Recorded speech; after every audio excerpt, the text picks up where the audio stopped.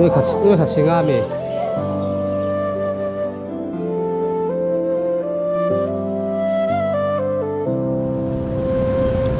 welcome back to the channel. Na ngai te na hi ngai te bokin với chụp bul cảnh trần liền không? Để chú anh hey tôi kiến chú là review mày là mà boka school cả hun live về là nia có hi afet yang chú bỏ để mình thi tầm đâu là cả tôi kiến chú là mà boka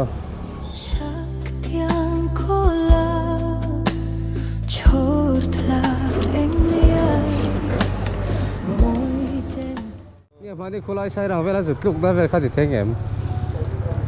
đi là vâng khai là trong các khe là trâu lồng có số kiểu trộn mà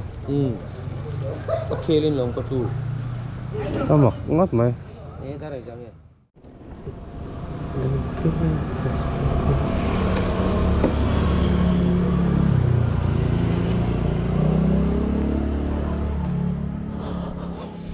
thứ cả lâu là ba niệm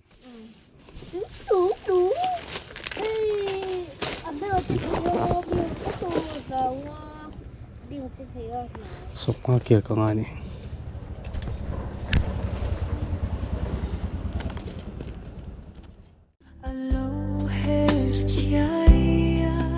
cái vùng ruộng hi đợt bồi ven thara ăn đảo lại con đi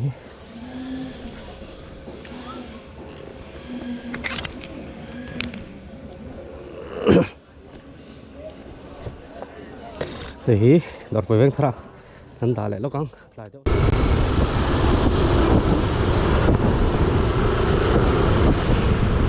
số lại cần mà traffic point của là sơn giản cần valley à anh em thang mà hay mình bùng rồi cái deliver đó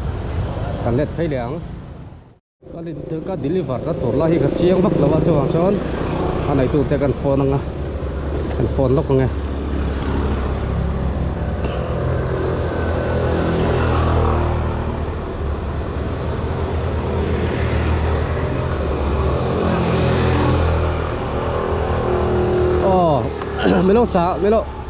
mấy lô trang để cả chiang bắc tổ là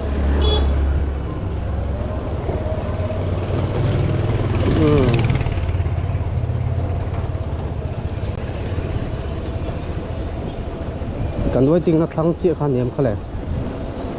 nó nên tập phía cái khít số độ chúa tổng em dần chỉ là cái thiết lý vào đủ khan hay còn đi còn là mà cái đồng tàn thấy lại vâng thì hiện có bụi trôi cắn đâu phẳng chặt sao mày thì chú bảo cái này hiện thấy thì Skoda nó mấy cái hay vấp vấp lại thì Skoda có mấy cái số anh bên thêm ven thang à paisa cái làm sắc đó na paisa long tập anh đó na anh ấy tụ tiền tiền đó mi là va paisa cái làm ngã chú ven đang à cái đó na nè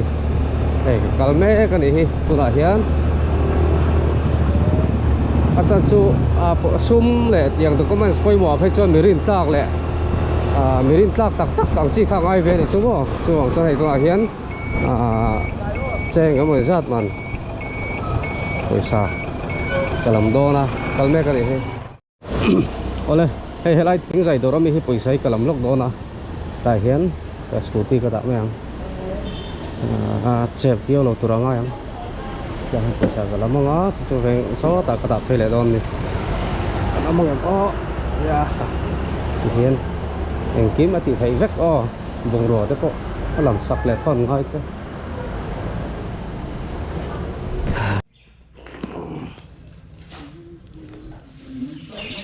nuôi khát sinh à mi chết là ngoài đó mà đây cần chết không biết bao nhiêu thôi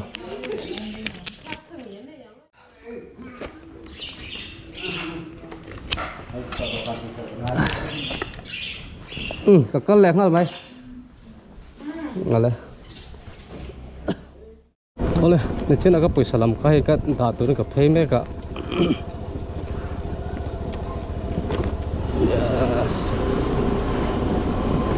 kiểu khó khóc mà cái bồi sả cái tổ cái trên là bệt lên ven thang bồi sả cái số lắc khá hay lại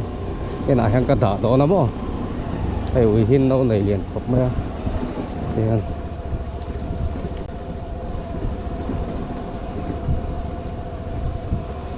tới nộp phải em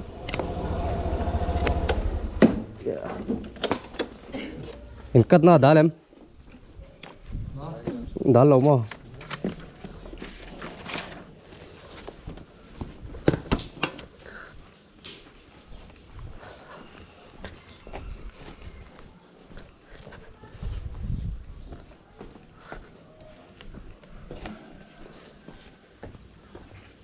midnight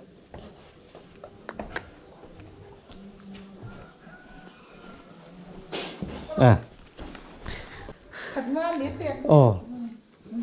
chế cả đầu việc chế cả linh dục à tiếng gì nói cái này đấy chết chết tiền rồi nè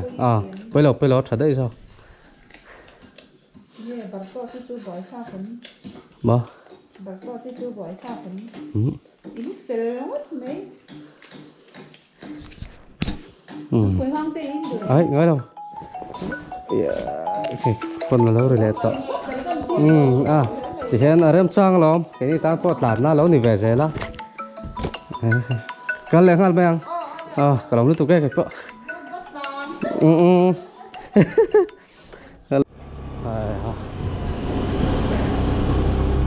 đi sàn có một thằng lâu nữa tụi có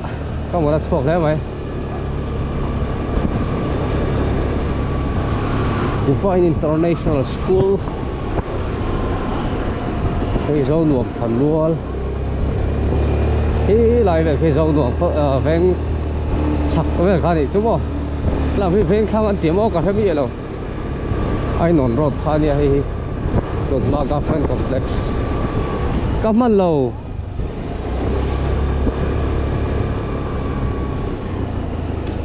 ôi về ô mi lòng từ cái này xa cảm ơn lâu lâu mày bên dưới bên là sum thì đâu sao chú lẩu mà ơi mi chứ quả là ai con đâu oh thì lòng về chú thì hiền bên chú writer này next year nice in Sunday đi mà still là nói cho cái lụt khá được quá coffee next coffee om tro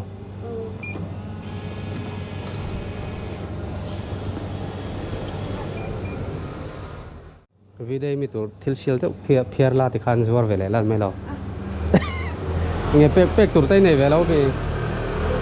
na chat chu chung te chu phiar sak vela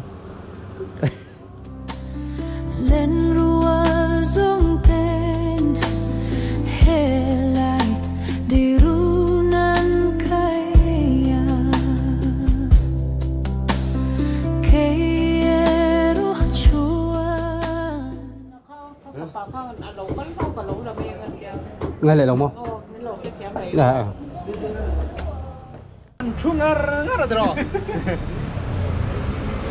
哎，我是一水船木nó呀。 có khát xuống mà không phải nó còn xe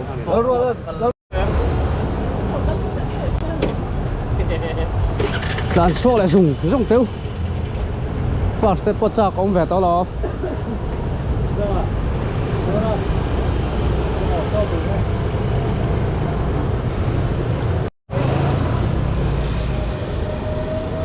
你吃掉个，你老看那个这个你个啥？